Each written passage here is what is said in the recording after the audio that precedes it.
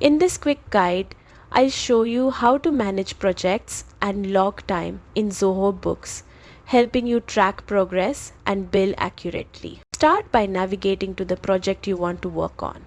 Click Log Time to record hours spent on tasks. You can either manually enter time for completed work or use the start timer to track hours in real time. For manual entry, add the hours and minutes, the date, and a brief description of your task. If using the timer, it captures your time live, perfect for switching between tasks without losing track. Once all details are filled, click Save.